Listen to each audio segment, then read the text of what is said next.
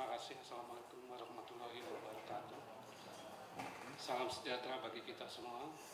Yang saya hormati Bapak Ahmad Riza Patria selaku Wakil Gubernur Pemda DKI, Ibu Atika selaku Kadis Info, Bapak Edi Sumantri selaku PLT Kepala Bapenda beserta jajarannya. Sebelumnya kami ucapkan terima kasih atas waktu yang diberikan kepada kami, Pak, untuk dapat memberikan paparan atau masukan terkait dengan teks modernisasi. Kami perkenalkan diri kami dari PT IBM Indonesia, Pak Panji Rasmana selaku CTO IBM Indonesia, lalu Pak Widyo selaku konsultan atau Global Business Services dari PT IBM Indonesia. Mungkin untuk menyingkat waktu, Pak, kita langsung perkenalkan sedikit mengenai IBM Indonesia, Pak. IBM Indonesia telah berdiri di Indonesia sejak tahun 1937. Jadi kami di sini sudah hampir 83 tahun.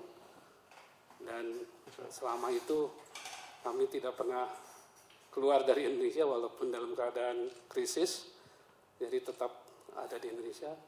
Jumlah karyawan kami di Indonesia ada lebih kurang 800 orang sekarang. Dan pertama kali kita berdiri itu dengan nama Watson Business Machine Java NV, di mana pelanggan kami yang pertama adalah PT Kereta Api, Pak. Jadi kami menyediakan solusi untuk PT Kereta Api dalam membuat ticketing system. Dan selanjutnya kami terus berkembang dan sampai saat ini kami mulai mengembangkan teknologi melalui cloud and cognitive technology, Pak.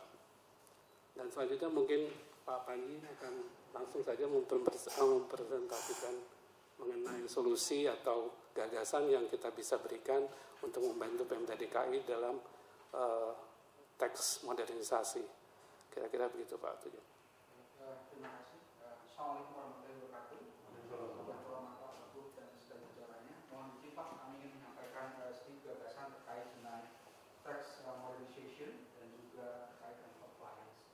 Tentunya kami ingin menyampaikan juga apa yang sudah kami lakukan selama ini di Pemda DKI, dan terima kasih untuk Bu Atika yang selalu support kami dalam setiap engagement yang ada. Jadi beberapa di antara yang sudah kami lakukan di DKI spesifik terkait dengan Jakarta Smart City dan juga terkait dengan platform untuk Dispenda untuk collecting data terkait dengan pajak kendaraan.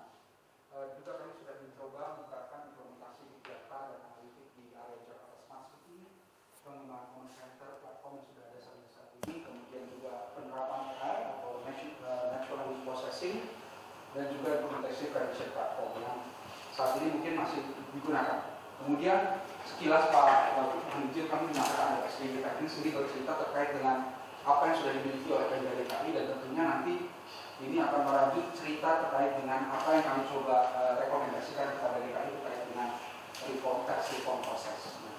Jadi yang pertama mungkin yang paling sering orang bertanya apakah big data sudah ada, jawabannya sudah ada. Jadi Pemda DKI sudah sangat mature dari sisi manajemen big data, terutama terkait dengan data-data yang selama ini disajikan dan diperoleh Jakarta Smart City. Juga ada data warehouse dan analytics system yang pada intinya membantu Bapak melakukan analisa data dan menampilkan dalam dashboard. Dan tidak kalah penting juga sudah ada data governance proses. Jadi tata kelola informasi dan informasi diperoleh, dikelola dan dihasilkan sudah ada semua. Jadi ini merupakan satu fondasi awal yang sangat baik, dan saya yakin terus dikembangkan status di tahun 2018. Nah, izinkan kami bercerita sesuatu kepada Pak Wagub dan jajaran terkait dengan pengalaman kami dari berbagai bidang. Mungkin kenapa tidak langsung dengan teks, tapi justru kita ingin melihat bahwa ada beberapa aspek yang dapat kita pelajari bersama dari beberapa engagement yang ada. Jadi contoh kasus ini adalah untuk sosial media analitik banyak sekali dikembangkan, dan kita banyak engage dengan berbagai macam subsektor untuk melakukan analisa dari sosial media. Ini key point yang pertama. Jadi bagaimana kita melihat tren yang muncul dari berbagai sumber sosial media. Ini contoh kasusnya seperti itu. Kemudian juga memahami relationship. Kenapa ini menjadi sangat penting? Karena ketika kami bekerja untuk mempersiapkan sistem perbaikan sistem pajak nasional, kita belajar satu hal yang paling berharga, bahwa aset terpenting dari sistem pajak itu adalah perbaikan dari sistem data terkait wajib pajak. Jadi ketika wajib pajak sudah jelas, kita tahu relationship-nya, kita tahu bagaimana mereka saling berkorelasi, aset apa yang mereka miliki, maka itu menjadi satu hal yang sangat penting.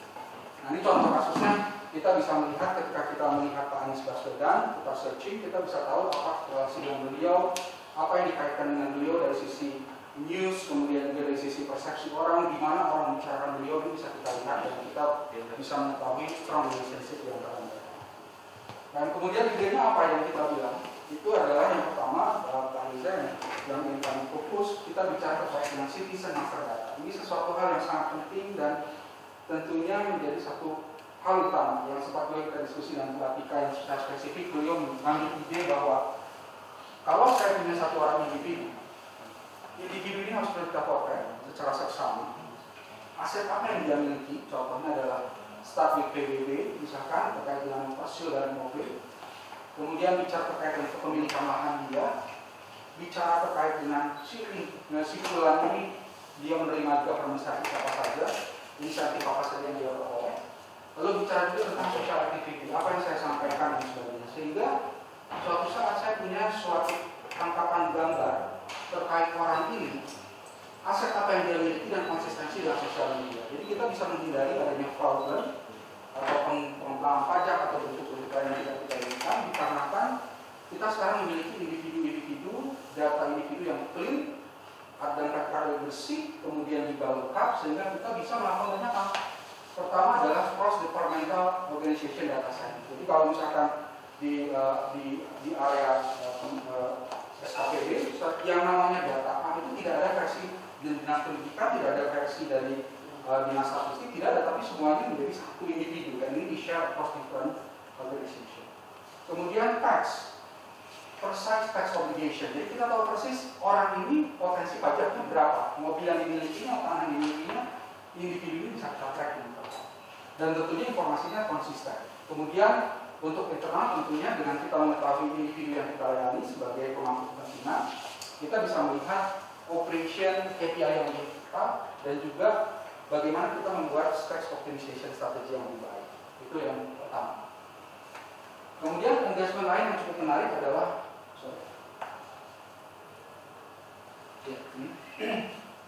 improve data management practice, Pak. Jadi ini yang kita lakukan di Departemen Kesehatan, Dinas Kementerian Kesehatan, bicara terkait dengan kasus COVID, Pak. Jadi tantangan terbesar di dalam manajemen data COVID itu adalah variasi data yang sangat beragam. Tadinya dari berbagai kabupaten, kecamatan itu datanya datang dari Excel, manual di entry, manual di copy paste dan sebagainya. Kita terapkan sistem di dalamnya sehingga otomatis sekarang mereka punya dashboard yang bisa di-download menjadi level kecamatan untuk mengetahui pertama total data statistik situasi COVID. Kedua, kita bisa melihat trennya, Pak. Berapa banyak jumlah kasus baru per hari, per tanggal, sehingga kita bisa lihat tren per daerah hingga di level kecamatan. Dan pelajaran di sini bukan dashboardnya, tapi justru yang kita menarik di sini adalah bagaimana tata kelola data itu kita bangun dalam sebuah organisasi. Karena kadang-kadang kalau kita mau sistemnya satu jagat, Pak, atau sistemnya campurian, kita buat kalau Excel, kita hire berapa banyak orang di entry. Tapi bukan itu yang kita kejar, tapi yang kita pelajari bersama adalah bagaimana data governance kita lakukan. Kemudian ini juga misalnya lain yang kami lakukan dengan BNPB, Pak. Jadi di dalam BNPB ini case-nya adalah kita membangun sistem yang disebut sebagai supply chain tower. Intinya adalah bagaimana kita melihat end-to-end proses dari penyebaran alat-alat pelindung diri, sehingga kita tahu persis siapa yang membutuhkan, di mana lokasinya dan berapa banyak. Ini yang kita lakukan dan ini sangat penting untuk kita melihat sesuatu. Jadi visibility proses menjadi sangat penting. Kemudian sedang yang lainnya, Pak, ini terkait dengan create single pane of glass. Jadi ini yang kami lakukan di Pertamina. Jadi ini yang sangat disukai oleh para direktur di sana dan para pemangku kepentingan. Karena sebelumnya data-data finansial, kemudian data-data operasi mereka itu tidak bersambungan satu sama lain. Sekarang kita sajikan dalam bentuk dashboard dan kembali lagi hasilnya bisa diakses lewat mobile application dan mereka tahu persis berapa jumlah lifting, berapa jumlah pendapatan mereka dalam satu hari Ini contoh-contoh yang kita lakukan. Kaitan lagi dengan COVID ini juga yang kita fokus ke beberapa customer kami. Kita bicara bagaimana membuat real estate atau para manajemen building itu patuh terhadap aturan COVID. Jadi kalau Bapak lihat dari mulai mapping ruangan, kita bisa mendetek lokasi per individu, di mana posisi duduknya, berapa meter posisinya secara precise, sehingga kita tahu mereka comply atau tidak. Dan pada saat yang sama, kita menyediakan tools untuk mendeteksi kalau mereka sediakan suhu ruangan dan suhu badan orang-orang di sekitarnya, sehingga bisa kita monitor secara langsung. Dan ini penggunaan IoT. Penggunaan lain yang bisa kita lakukan adalah penggunaan IoT untuk memanfaatkan mendeteksi kepadatan di daerah-daerah tertentu. Jadi sistemnya cukup smart, yang sudah kita kembangkan. Kita tahu misalkan di daerah tertentu, segmen tertentu, padat orang di situ berapa banyak, dan bisa kita counting sehingga kita tahu persis ada pelanggaran atau tidak di daerah tertentu. Seperti itu. Nah, dari cerita tadi, Pak Wagub dan Tim, bagaimana relevansi cerita tadi dengan tax reform? Ya kan? Nah, yang kita lihat adalah seperti ini, Pak. Jadi, kami pelajari hal yang serupa di level nasional. Isu utama ketika kita bicara terkait dengan tax and revenue agency challenge itu mereka ada 3 sebenarnya. Issue sufficient, increase citizen satisfaction, dan yang kedua adalah less fraud and avoidance. Jadi ketika bicara less complex di sini, bagaimana caranya kita memastikan bahwa para pemangku kepentingan dan juga taxpayer itu memiliki kemudahan dalam akses terhadap data dan juga melakukan pembayaran, itu kata kuncinya. Kemudian yang ketiga, bicara tentang increase satisfaction ini, less fraud and avoidance, kita memastikan bahwa kita punya mekanisme yang tepat untuk setiap individu yang melakukan pembayaran itu tercatat dengan baik, sehingga baik tidak disadari atau disadari dia terhindar dari proses fraud ataupun juga baik dengan pengurangan pajak. Nah, apa strateginya? Jadi ketika kami melakukan observasi, Pak, yang pasti adalah suatu keniscayaan bahwa kita tetap harus mempertahankan existing tax system, karena sistem retribusi kemudian sistem perpajakan daerah itu akan sangat spesifik. Sistem Bapak sudah dibangun dengan banyak effort yang ada, jadi sebaiknya tidak dilakukan perubahan di dalam sistem yang sudah berjalan dengan baik. Tapi apa yang bisa kita lakukan? Kita tambahkan tax dan revenue platform di atasnya, yang intinya adalah mengaugment atau memperkuat fungsi dari existing tax system. Dari mulai analitik, artificial intelligence, kemudian bicara soal proses automation, robotic process automation, lalu intelligent document, dan di atasnya ada engagement platform. Apa itu engagement platform? Belajar dari pengalaman yang sudah.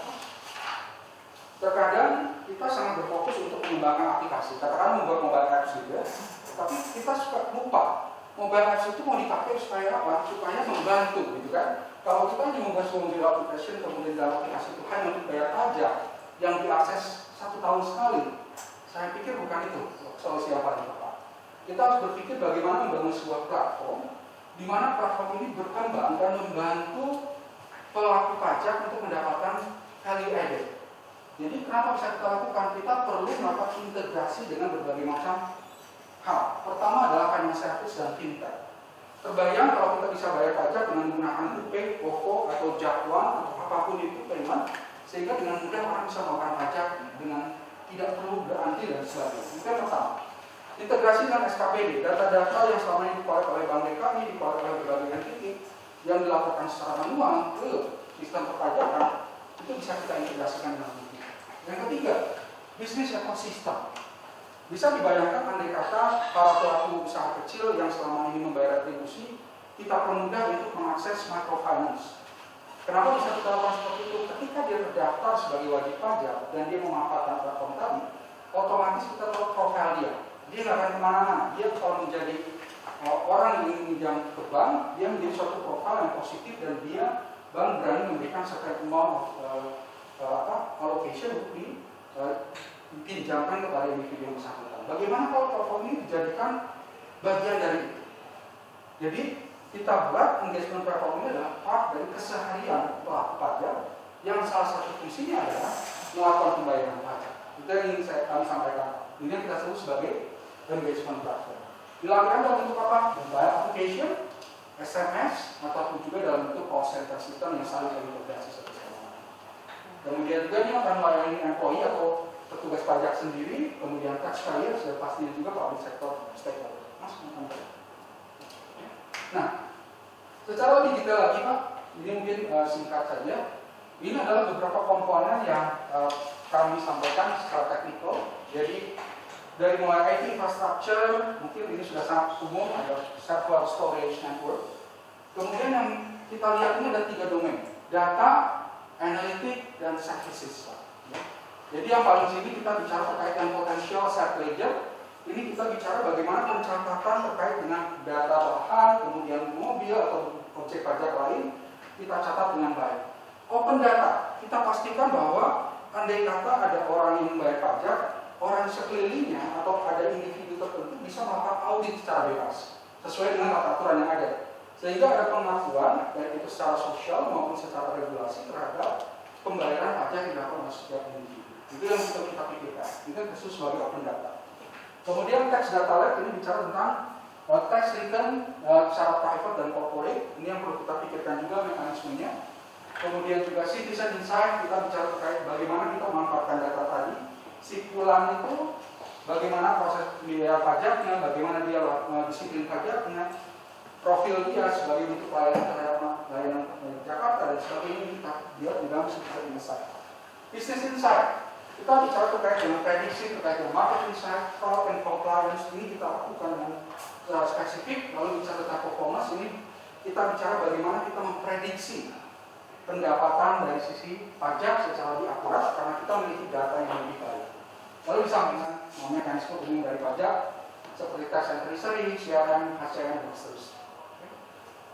Nah, ini lebih dalam lagi Pak. Kalau tadi ditanya komponennya apa saja, banyak sekali dari sisi teknologi, tapi kembali lagi layarnya ada data, analitik, dan services. Ya. Jadi dari mulai virtual agent, kita bisa gunakan agent seperti AI untuk menjawab pertanyaan-pertanyaan yang umum diberikan pada masyarakat terkait dengan pajak, dashboard and reporting yang clear, kemudian juga bagi Pak Wagub mungkin ada aplikasi secara cepat bisa melihat berapa sih pendapatan pajak, growth-nya seberapa besar, cash flow, dan hal-hal penting yang perlu dilihat oleh stakeholder. Nah ini yang kita lihat, dan tentunya dari sisi IBM kami memiliki seluruh solusi ini, baik itu dari sisi IBM maupun dari sisi beberapa vendor lain yang kita satukan menjadi satu bentuk solusi yang kami tawarkan ke vendor kami. Tentunya Pak, yang paling penting adalah skemanya kita memberikan penguatan, bukan mengganti. Itu yang paling penting. Jadi penguatan itu menjadi sangat penting bagi kami. Pada saat itu kita perlu tahu apa yang ada saat ini, bagaimana kita tingkatkan secara bertahap dengan hasil yang cepat dinikmati oleh seluruh stakeholder. Kami rasa itu Pak presentasi dari kami. Semoga ada pemberian gambaran seperti apa tes reform dapat dilakukan di negara kita. Terima kasih. Terima kasih Pak pemaparannya.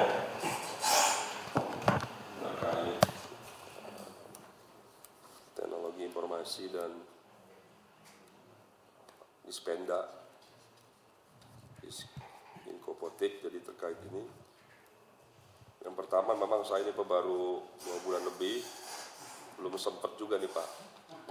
Karena sibuk kopi, belum sempat juga. Mau ngobrol banyak sama Bu Atika, belum sempat sampai sekarang, baru ketemu lagi. Ketemu cuma di rapat-rapat Pak. Jadi belum banyak tahu lah terkait Smart City dan lain-lain, terkait IT di Inkopotik. Ya. Memang saya mau cari waktu pelan-pelan nanti di beberapa SKP di Dinas mau diskusi supaya saya lebih memahami, lebih mengerti itu apa yang menjadi tugas, fungsi dan lain-lain, apa yang dapat kita berikan pelayanan pada masyarakat juga, apa yang bisa berinteraksi dengan saya dan lain-lain. Begitu juga dengan Pak Edi dan teman-teman juga belum sempat juga diskusi banyak. Paling sama Pak Andika lumayan terima-terima bantuan APD, masker.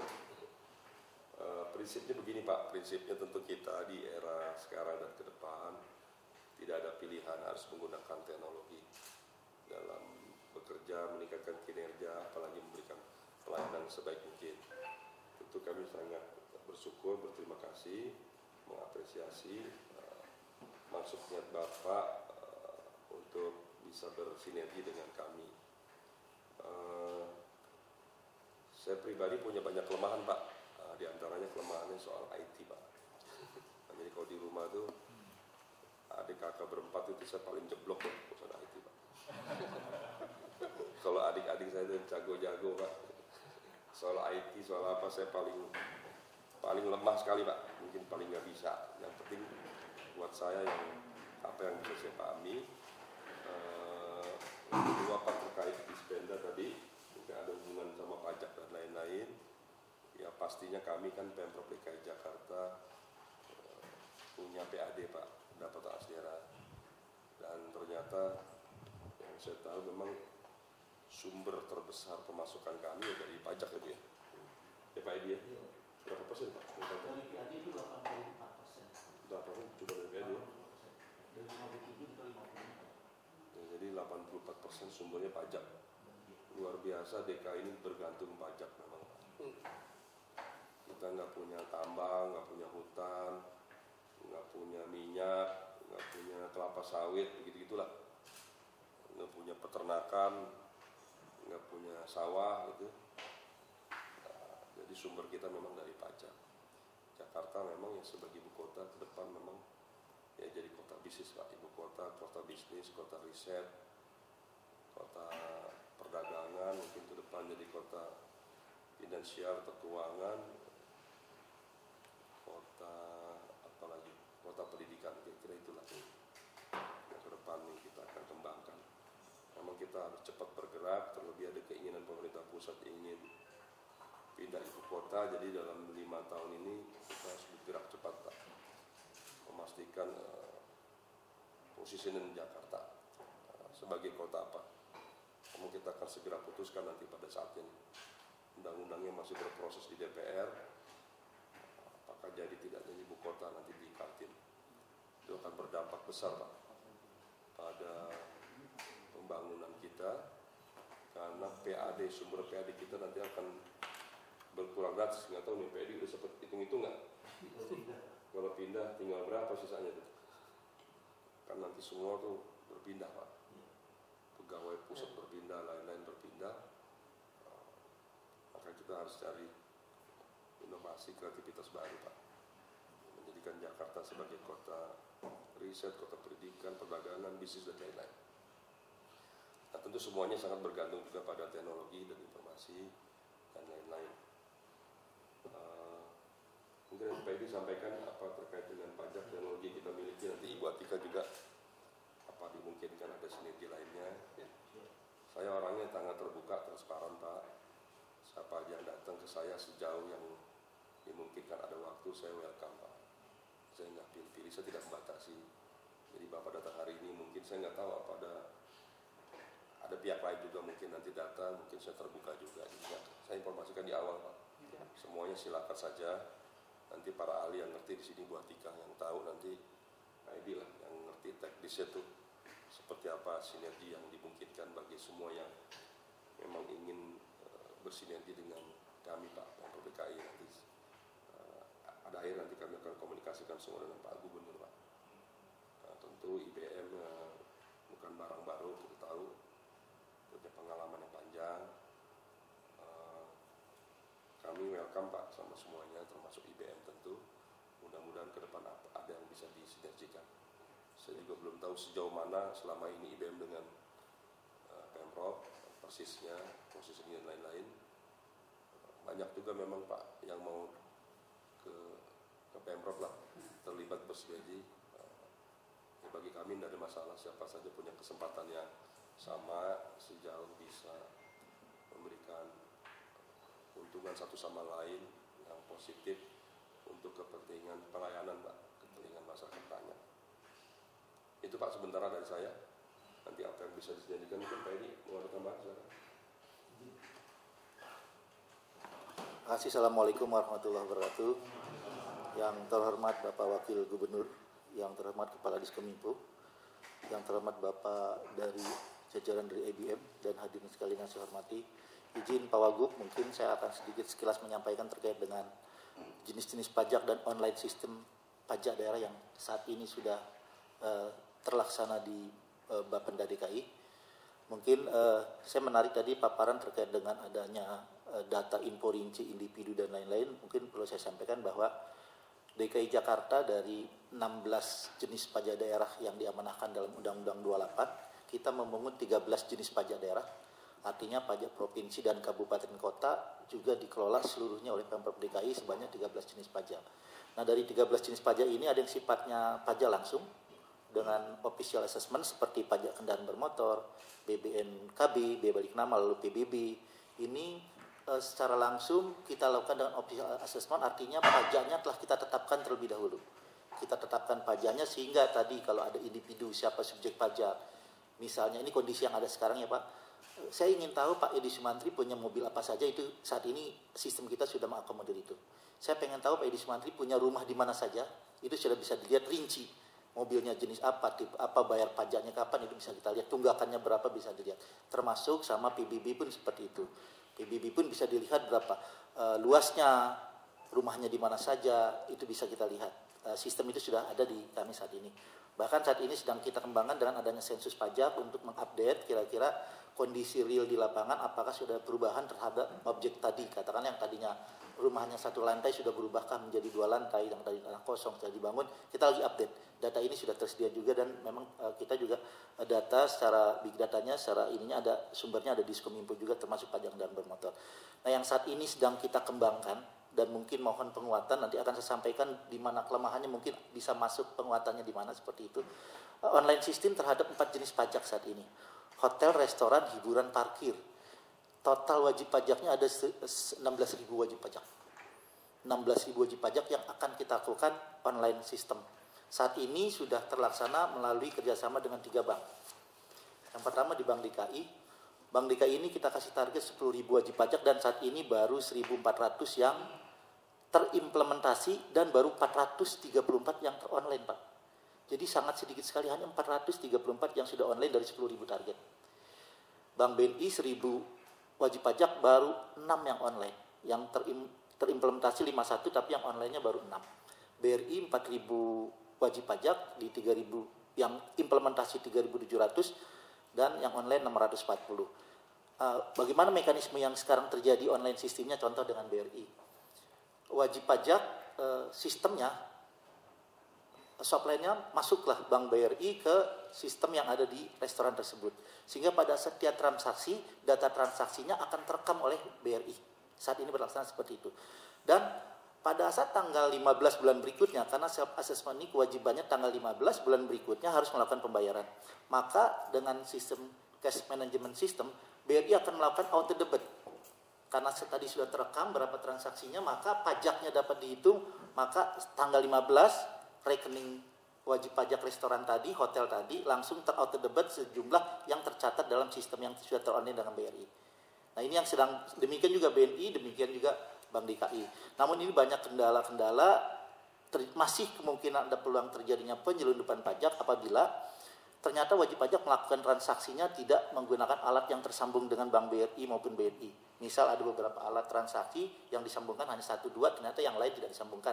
Artinya yang tidak tersambungkan itu otomatis tidak terekam di dalam sistemnya Bank BRI dan tidak terauto debit pada saat nanti di tanggal 15 bulan berikutnya. Artinya itu pasti uang itu jadi hilang. Nah ini satu kelemahan ini yang belum sementara yang kita inginkan adalah setiap transaksi kita ketahui.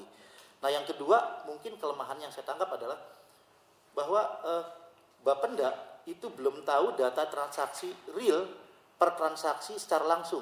Yang tahu nih banknya. Bank DKI, Bank BNI, Bank BRI memang online kan. Lalu dalam waktu 24 jam mereka menyampaikan laporannya kepada Bapenda. Transaksi hari ini di restoran A sekian. Tidak online kalau menurut saya ke Bapendanya, tapi online-nya ke bank-bank tadi.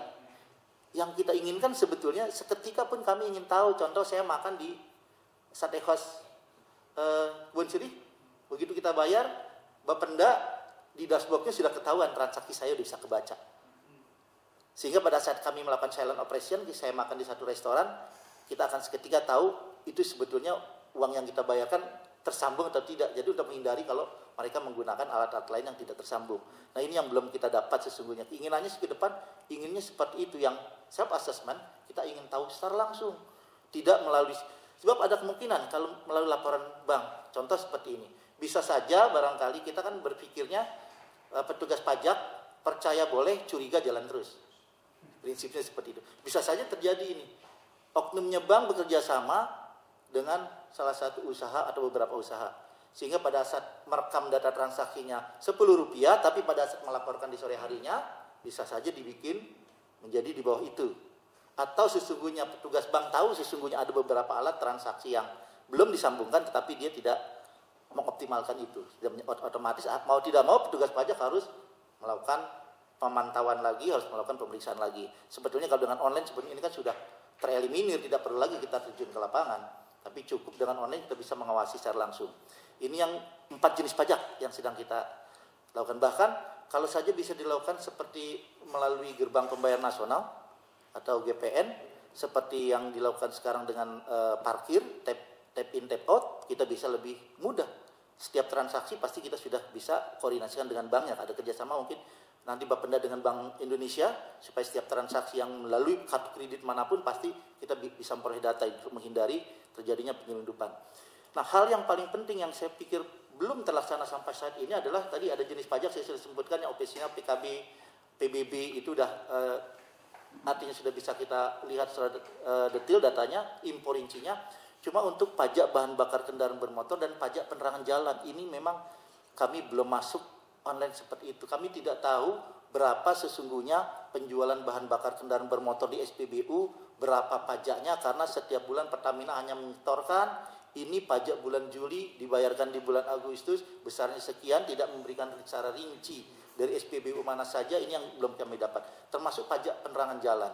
Disetorkan pajak penerangan jalan karena di setiap kembali pajak bahan bakar, setiap liter bahan bakar kendaraan bermotor ada uang daerah 5%. Jadi kalau harganya misalnya 10.000 maka 5%-nya itu punyanya pajaknya daerah karena tax-nya tax included di dalam 10.000 udah ada uang pajak 5%. Demikian juga tenaga listrik yang dibayarkan oleh masyarakat, pembayaran rekening listriknya itu ada 3% uangnya pemerintah daerah.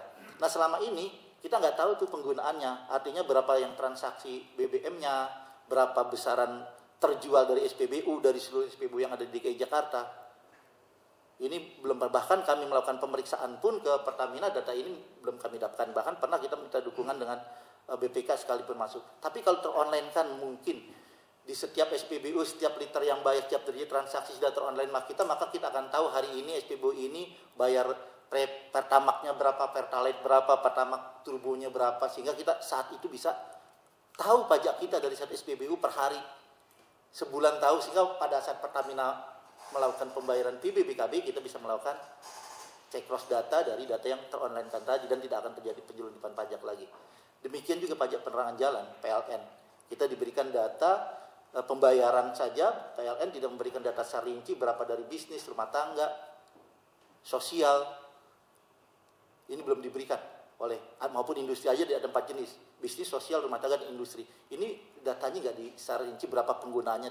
Bahkan kadang-kadang kami bertanya-tanya, makin bertambah banyaknya pusat perbelanjaan, makin banyaknya perumahan, tetapi pembayaran pajak penerangan jalan yang disetorkan oleh PLN itu kenaikannya bahkan telah terjadi penurunan dibanding tahun lalu. Sementara rekening listrik pun adanya beberapa waktu ada kenaikan-kenaikan. Nah, ini kalau bisa masuk di PBBKB dan PPJ ini akan lebih mengutamakan bagi daerah. Mungkin gambaran umum seperti itu, mungkin penguatan tadi di hotel, restoran, hiburan, parkir yang masih ada beberapa kelemahan karena kita tidak bisa tahu data seketika atau online-nya seketika Bapenda, tapi masih melalui bank, dan kerja bank mohon izin ini masih sangat lambat dengan target yang kita berikan, tapi yang online-nya dari 10.000 hanya 400, ini kan sangat-sangat kalau BRI sudah berjalan dari beberapa tahun sebelumnya. Ini gambaran umum yang dapat saya sampaikan, mungkin nanti bisa berkembang melalui diskusi. Saya kembalikan, terima kasih pada Pak Wakil Gubernur, terima kasih. Assalamualaikum warahmatullahi wabarakatuh. Terima kasih Pak Edi. Yang terhormat Pak Gubernur, Pak Kepala BPKD, Pak PLT Kepala Biro Kerjasama dan teman-teman dari IBM.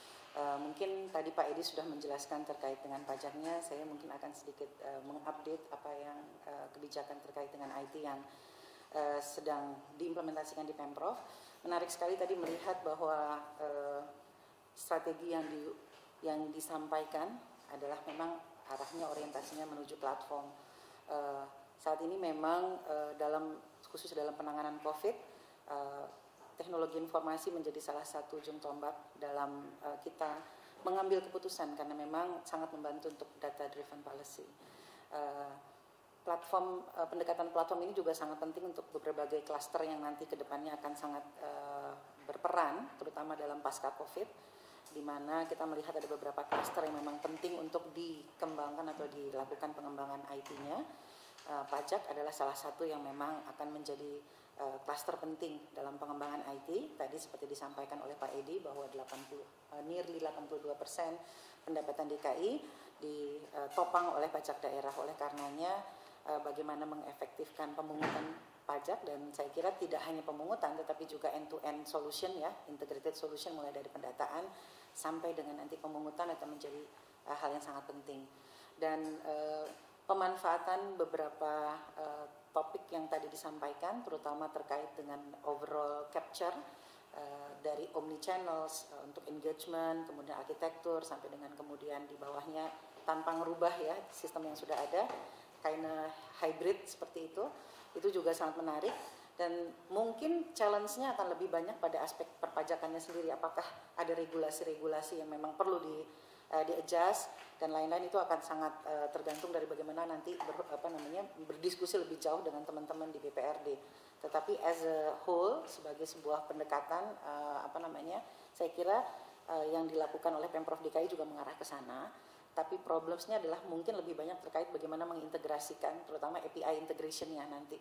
Karena tidak mudah untuk bisa men-engage fintech, bank. Tadi Pak Edi sudah cerita bagaimana bank juga untuk mengakuisisi data dari yang sudah kita lakukan itu juga tidak mudah. Nah, hari ini jam 13 Pak Andika Biro Kerjasama sudah memulai dengan sebuah platform di mana fintech sudah mulai berkolaborasi dengan kita dalam platform namanya kolaborasi berskala besar untuk UMKM. Sebenarnya artinya pihak-pihak luar sudah mulai terbuka Pak Gub untuk mulai melakukan kolaborasi dalam struktur platform. Saya kira model-model seperti ini mungkin juga bisa dilakukan untuk sektor yang lain, terutama pajak seperti tadi disampaikan oleh Pak Edi. Ini merupakan area yang bisa dieksplorasi lebih jauh dan sangat memungkinkan untuk inovasi teknologi informasi untuk berada di dalamnya. Saya kira demikian Pak, masukan dari saya. Terima kasih Pak Edi. Bu Atika, Bapak ada yang ingin direspon? Ya Pak, terima kasih. Mungkin nggak banyak yang mungkin nanti kita akan dalami lagi dengan Ibu Atika dan Pak Edi untuk bisa membantu mengeksplor lebih dalam lagi. Jadi memang betul pajak ini satu hal yang sangat kompleks Pak. Gitu. Kami sendiri juga dengan Dirjen Pajak pada saat ini juga sedang lagi sebenarnya ada satu tender yang di mana Dirjen Pajak bersama dengan Kementerian Keuangan lagi melakukan modernisasi pajaknya, Cortex sistem perpajakan Indonesia. Hal itu juga yang kita sampaikan tadi di sini beberapa solusi yang kita bisa berikan gitu untuk DKI juga. Ya seperti yang Bapak sampaikan tadi, tidak hanya banyak hal yang belum tercapture dari pajak Pak. Apalagi kalau kita melihat online marketplace kayak Tokopedia, Bukalapak dan sebagainya, itu penjualnya ya nggak jelas gitu bayar pajaknya kemana gitu kan larinya. Nah itu mungkin juga bisa nanti dengan teknologi kita bisa capture itu Pak. Jadi mungkin nanti pendalamannya lagi kami mohon izin Pak Edi atau Ibu Atika kalau berkenan kita bisa melakukan paparan lebih dalam lagi Pak. Gitu kira-kira Pak.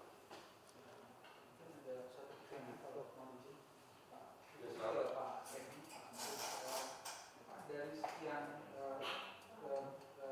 kendala terkait dengan pengumpulan data, kalau kami boleh tahu estimated loss tax yang Bapak telah itu berapa dari kehilangan informasi? Kalau kami boleh tahu Pak.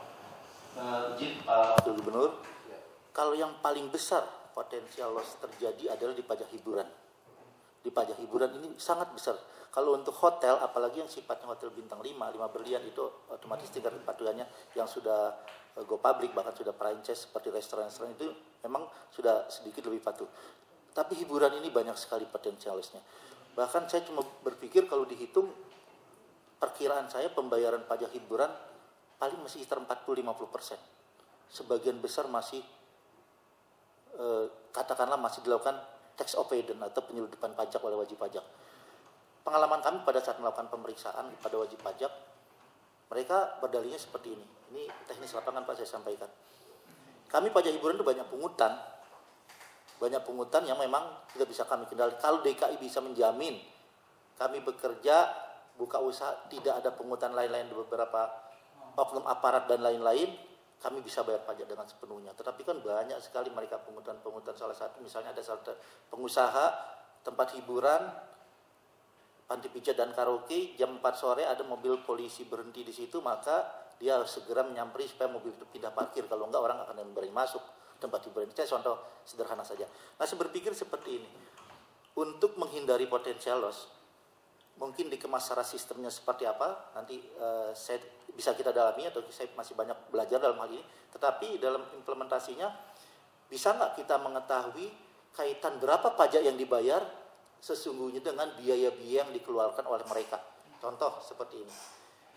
Sederhananya suatu restoran katakanlah di Plaza Senayan, dia bayar pajak sebulannya 30 juta.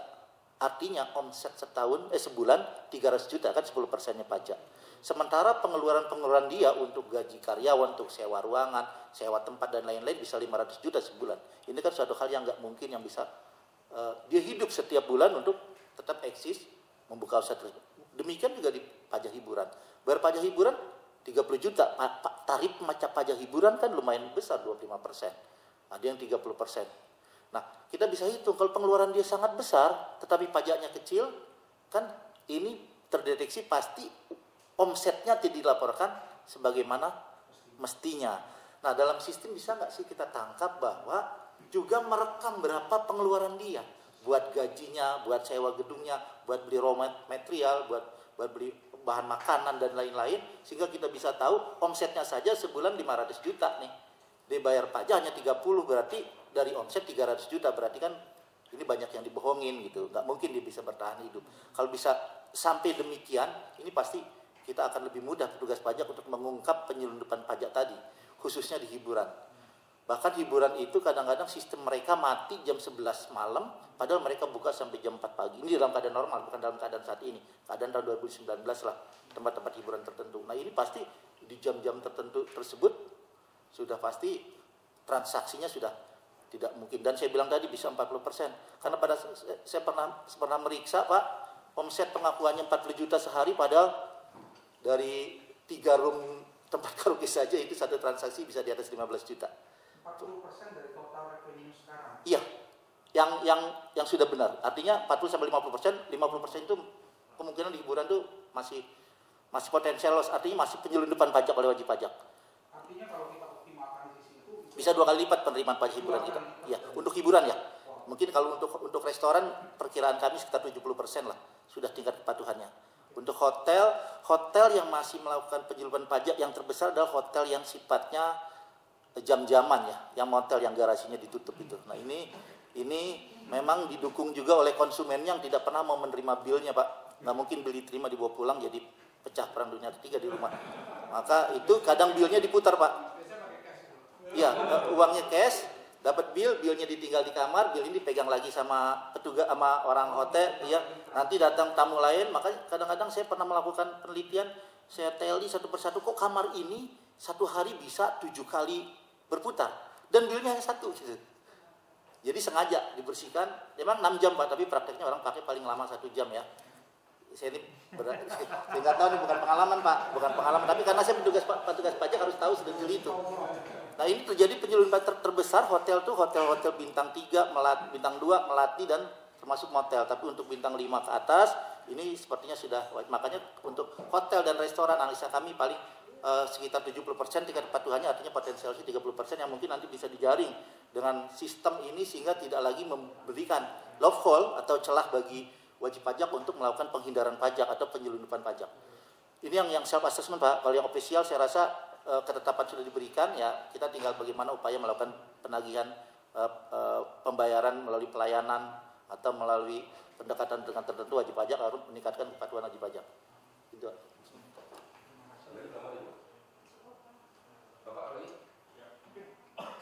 Terima kasih Pak.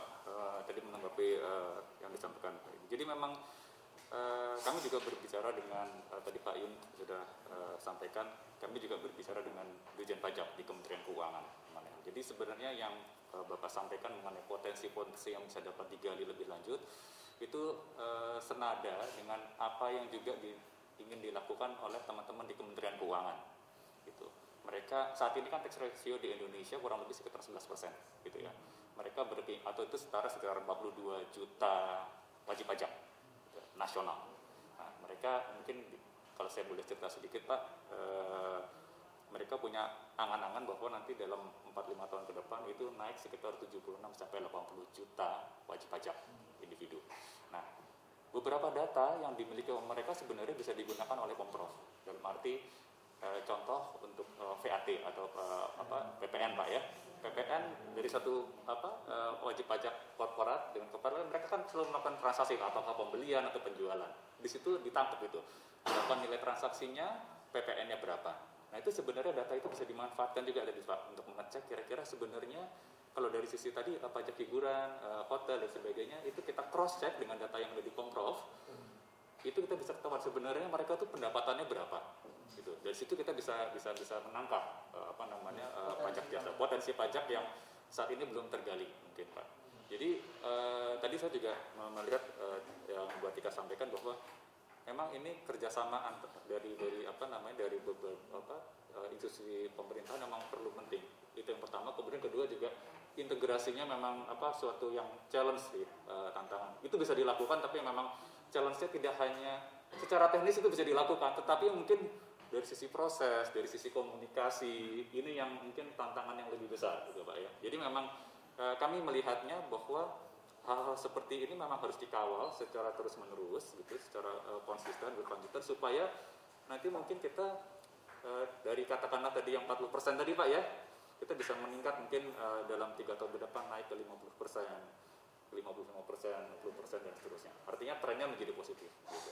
Nah, ini yang mungkin sesuatu yang kita juga bisa share karena kebetulan juga kami juga melakukan hal-hal yang kurang lebih sama di tempat lain, di negara lain juga, dan juga beberapa di Pemprov lainnya untuk melakukan hal yang sama. Jadi kita mencoba menularkan itu apa yang kita miliki. Mudah-mudahan bisa membantu Pemprov DKI dalam khususnya tadi tujuan dalam hal peningkatan pendapatan daerah gitu Pak ya.